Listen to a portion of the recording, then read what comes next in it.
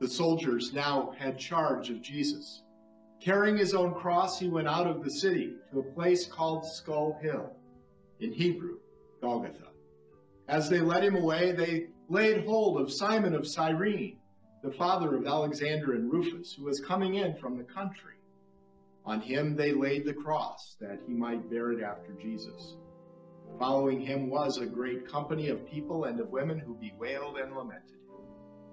Jesus turned to them and said, "Daughters of Jerusalem, do not weep for me, but weep for yourselves and for your children. The days are surely coming when they will say, 'Blessed are the barren, and the wombs that never bore, and the breasts that never gave suck.' Then they will say to the mountains, 'Fall on us,' and to the hills, 'Cover us.' For if they do these things with a green tree, what will happen with a dry one?" There were also two others, criminals, whom they led along to be put to death with him. When they came to the place called Golgotha, they gave him wine, mingled with gall to drink. But when he tasted it, he would not drink it. It was the third hour, and there they crucified him. Jesus said, "Father, forgive them, for they know not what they do." The two criminals they also crucified with him, one on his right, the other on his left, with Jesus in the middle. The scripture was then fulfilled, which says, "And he was numbered with the transgressors." When the soldiers had crucified Jesus, they cast lots to divide his clothes and decide what each should take. They made 4 parts, one for each soldier. There remained his tunic, which was without seam, woven in one piece from the top to the bottom. They said to one another, "Let us not tear it, but cast lots for it to decide who shall have it." The scripture was thus fulfilled, which says, "They divided my garments among them and cast lots for my clothing." These things the soldiers did, and sitting down they kept watch over him there. Over his head was put the charge against him. Pilate wrote the notice to be put on the cross. It read, "Jesus of Nazareth, King of the Jews."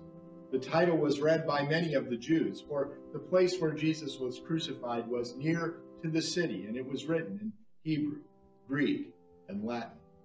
The chief priests of the Jews then said to Pilate, "You should not write the King of the Jews." But this man said, "I am the King of the Jews." Pilate answered, "What I have written, I have written." People stood by watching. Those who passed by derided him, wagging their heads and saying, "Aha! You who would destroy the temple and build it in 3 days, save yourself. If you are the Son of God, come down from the cross." So also the chief priests, with the scribes and elders, mocked him to one another, saying, "He saved others, he cannot save himself. Let the Christ, the King of Israel, now come down from the cross, that we may see and believe. He trusts in God. Let God deliver him now, if he wants him. For he said, 'I am the Son of God.'" The soldiers also mocked him, coming to him and offering him wine, and saying, "If you are the King of the Jews, save yourself." Thieves who were crucified with him also reviled him. And one of the criminals who hung there with him railed at him, "Are you not the Christ? Save yourself and us." The other rebuked him, saying, "Do you not fear God, since you are under the same condemnation? And we indeed justly. We are getting what we deserve for what we have done. But this man has done nothing wrong." Then he said, "Jesus, remember me when you come into your kingdom." Jesus said to him, "Truly I say to you, today you will be with me in paradise." Near to the cross of Jesus stood his mother's sister, Mary the wife of Clopas, and Mary Magdalene. When Jesus saw his mother and the disciple whom he loved standing near, he said to his mother, "Woman, behold your son." Then he said to his disciple, "Behold your mother." And from that hour the disciple took her into his own home. About the 9th hour, Jesus cried out with a loud voice, "Eloi, Eloi, lama sabachthani," which means, my God, why have you forsaken me?" Some of them that were standing there heard it. They said, "He is calling for Elijah." After this, Jesus knew that all things were accomplished. Fulfilling the scripture, he said, "I thirst." There was a jar of wine standing there. One of them ran immediately to get a sponge, filled it with wine, put it on a reed, held it up to his mouth, and gave it to him to drink. Others said, "Wait, and see if Elijah will come and save him." When Jesus had received the wine, he cried out with a loud voice, "It is finished." Then he said, "Father, into your hands I commend my spirit." Having said this, he bowed his head, gave up his spirit. At that moment, the curtain of the temple was torn in two from top to bottom. The earth shook and rocks split. The tombs broke open, and the bodies of many holy people who had died were raised to life. They came out of the tombs after Jesus' resurrection. They went into the holy city and appeared to many people. When the centurion who stood facing him saw how he died, he said, "Truly, this man was the Son of God." All the people who had gathered to see the sight, when they saw what had happened, turned away, beating their breasts. Those who had known him stood at a distance, as also the women who had followed him from Galilee. Among them was Mary Magdalene, Mary the mother of James the younger and of Joseph, and Salome, the mother of the sons of Zebedee. It was the day of preparation before the Sabbath, and this was Passover Sabbath. Therefore, so that the bodies should not remain on the crosses during the Sabbath, the Jews asked Pilate to have the legs broken and the bodies removed. So the soldiers came and broke the legs of the first and of the other that was crucified with him.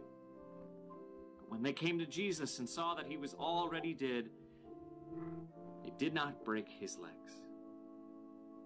But one of the soldiers pierced his side with a spear, and at once came out blood and water.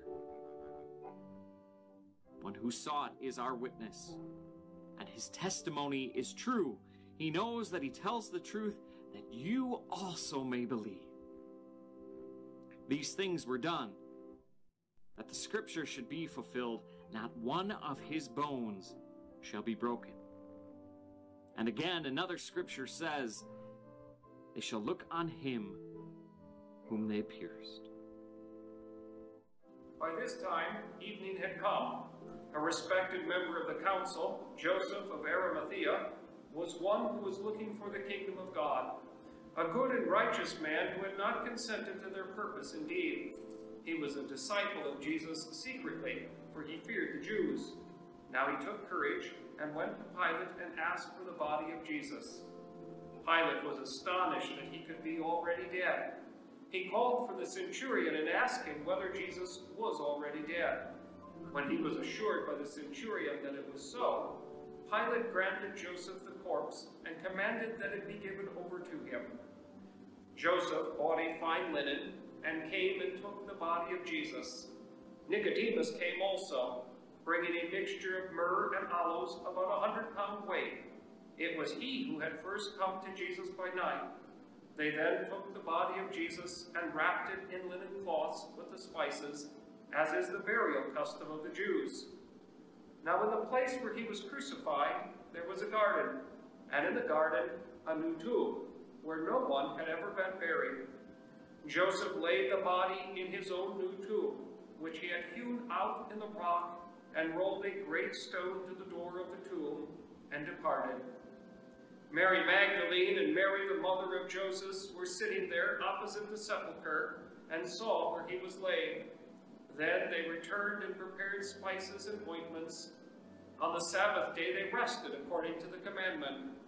On the next day, the day after the preparation, the chief priests and Pharisees went together to Pilate and said, "Sir, we remember what that impostor said while he was still alive. After 3 days, I will rise again.